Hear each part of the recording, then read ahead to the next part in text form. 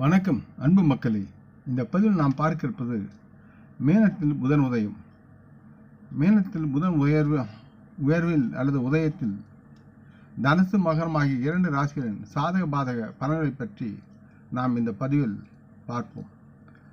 மேனத்தில் புதன் உதயமாகும் போது புத்திசாலித்தனம், கற்றல் மற்றும் கைவினைத்திறன் ஆகியவற்றுக்கான கிரகமாக புதன் இருக்கிறார். இருப்பினும் இதை தொடங்குவதற்கு முன் புதன் கிரகம் மற்றும் மீனத்தில் அதன் எழுச்சியை பற்றி நாம் கொஞ்சம் தெரிந்து கொள்வோம். சோதிட சாஸ்திரத்தில் கால உயர்வு என்பது உதயமாகும் ராசியை பற்றி குறிக்கிறது. இங்கு நீண்ட சஞ்சாரம் மீன ராசியில் புதன் உதயமாகும் நிகழ்வு நடக்கிறது. எழுச்சி என்பது இந்த சூழலில் நாம் கருத்தில் கொள்ள வேண்டியது ஏற்றம் கொள்ளதாகும். இங்கு புதன் வலுவிழந்திருப்பதால் மீனத்தில், அதாவது நீசமாக இருப்பதால் அவர் தற்சமயம் சிறிது பலம் பெறுவதாலும் கணிசமான பலம் பெற்று ராசிகளை நலமுடன் பார்க்கிறார். மேனத்தில் இந்த புதன் உதயத்தின் போது கிரகங்களின் ராஜாவான சூரியன் மேஷ ராசியில் பூமிக்கு அருகில் வருகிறார். இந்த நிகழ்வின் போது அவரின் மேன்மையின் அடையாளம் மக்களுக்கு தெரிகிறது. மீனத்தில் புதன் உயர்வில் தனுசு மகரம் ஆகிய 2 ராசிகளின் சாதக பாதக பலன்களை பற்றி பார்ப்போம். தனுசு ராசி மக்களுக்கு 7வது மற்றும் 10வது வீட்டின் அதிபதியான புதன் பகவான் இந்த உதயத்தின் போது 4வது வீட்டில் உதயமாகிறார். மேலே உள்ள உண்மைகளின் காரணமாக உங்கள் வாழ்க்கையில் நடக்கும் நிகழ்வுகளில் நீங்கள் மிகவும் மகிழ்ச்சியாக இருக்க முடியாது. நீங்கள் உங்கள் குடும்பத்தில் பிரச்சனைகளை சந்திக்க நேரிடலாம். இது சில சமயங்களில் சட்டத்திற்கு கூட எடுத்துச் செல்லலாம். சட்டத்திற்கு மீறிய செயல்பாடுகள் யாவும் விசாரிக்கப்படக்கூடிய சூழல் இருக்கிறது. உங்கள் வாழ்க்கை துணை நீங்கள் உறவு பிரச்சனைகளை சந்திக்க நேரிடலாம். தொழில்முறையில் நீங்கள் ஒரு வேலையில் இருந்தால் இந்த நேரத்தில் உங்கள் வேலையில் சில மைல்கற்களை உருவாக்கும் அளவுக்கு நீங்கள் திறமையாக இல்லாமல் சோம்பேறியாக இருப்பீர்கள்.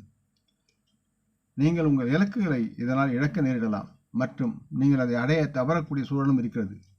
இந்த நேரத்தில் நீங்கள் அதிக வேலை அழுத்தத்தை சந்தித்து மனம் விரும்பி வருத்தப்படுவீர்கள்.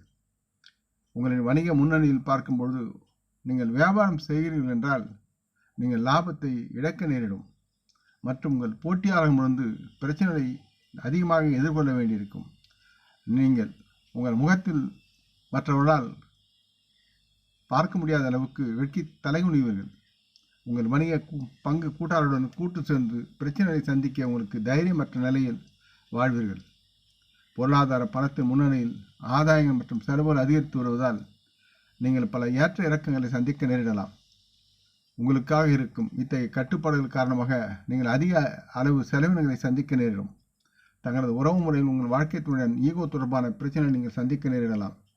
மேலும் இந்த காலப்போக்கில் உங்கள் தகவல் தொடர்பு இல்லாமையின் வடிவத்தில் உங்களுக்கு வரக்கூடிய நஷ்டங்கள் அதிகமாக இருக்கும்.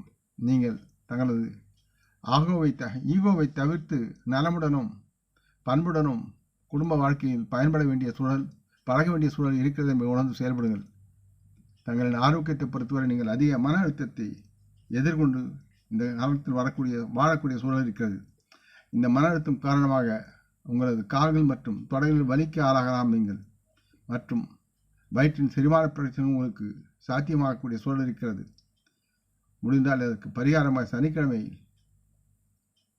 துர்க்கைக்கு கோயிலுக்கு சென்று அவரை வணங்கி வருவதும் சனி பகவானை சுற்றி வருவதும் மிகவும் நன்மையாக இருக்கும்.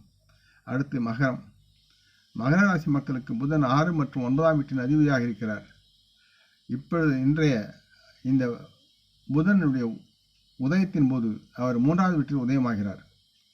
மேற்கூறிய வேலைவாய்ப்பு காரணமாக இந்த காலப்போக்கில் உங்களின் நீடித்த மற்றும் கடின முயற்சியால் நீங்கள் நல்லதொரு வளர்ச்சியை எதிர்கொண்டிருக்கக்கூடிய சூழல் இருக்கிறது. நீங்கள் தொலைதூர பயணங்களை சந்திக்க நேரிடலாம். இத்தகைய பயணங்கள் உங்களுக்கு நன்மை பயக்கும். நீங்கள் அதிர்ஷ்டம் மற்றும் அதே ஆதரவுடன் மேலும் பிணைக்கப்படலாம்.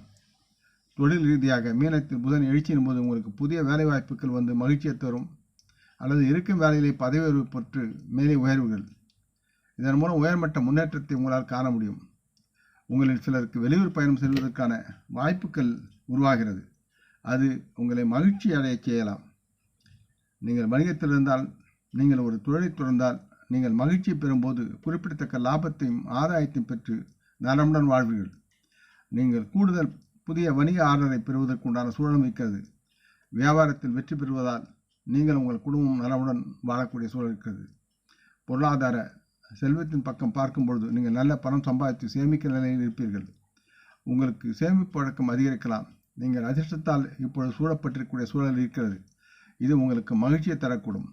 தங்களின் உறவு பொறுத்தவரை உங்களுக்காக மகிழ்ச்சியை உருவாக்கி உங்கள் வாழ்க்கை துணையை மிகவும் மகிழ்ச்சியடைய செய்யும் சூழ்நிலையில் நீங்கள் இருப்பீர்கள். உங்கள் மனநிலையுடன் உங்கள் வாழ்க்கை துணையுடன் உங்கள் நல்லுறவை நன்றாக வளர்த்துக்கொள்ளும் நிலையில் நீங்கள் இருந்து மகிழ்வுடன் குடும்பத்தை ஆட்சி செய்வீர்கள். தங்கள் ஆரோக்கியத்தை பொறுத்தவரை சளி மற்றும் இருமல் போன்ற சிறிய பிரச்சனையுடன் நீங்கள் நல்ல நிலையில் இருக்கக்கூடிய சூழல் தெரிகிறது. பொதுவாக நீங்கள் மகிழ்ச்சியான மனநிலையில் இருப்பதால் இது உங்கள் ஆரோக்கியத்தை நல்ல விதமாக உயரக்கூடிய தன்மையில் இருக்கிறது. முடிந்தவரை சிவாவிஷ்ணு கோயில் சென்று வணங்கி அவர்களது நாமத்தை 11 முறை உச்சரிப்பதால் உங்களுக்கு நன்மை உண்டாகும். இந்த பதிவை நீங்கள் விரும்பியிருப்பீர்கள் என்று நம்புகிறேன். அப்படி இருந்தால் நீங்கள் இதை உங்கள் நலம் விரும்பிகள் பயன் கொள்ள வேண்டும் என்று கேட்டுக்கொள்கிறேன். நாம் முன்னோர்களை மனமுந்து போற்றுவோம். இந்த பதிவை லைக் செய்து சப்ஸ்கிரைப் செய்து மற்றவருக்கும் பகிரும் அன்புகள் யாவரும் வளமுடன் நலமாக தேக திரகாத்திர ஆயுள் ஆரோக்கியத்துடன் சகலவிதமான தன தானிய ஆபராணி ஐஸ்வர்யனையும் பெற்று சர்வ காரிய ஜெயத்துடன் வாழ்வாங்கு வாழ இறைவன் பாதம் பணிகிறேன். வணக்கம். நன்றி.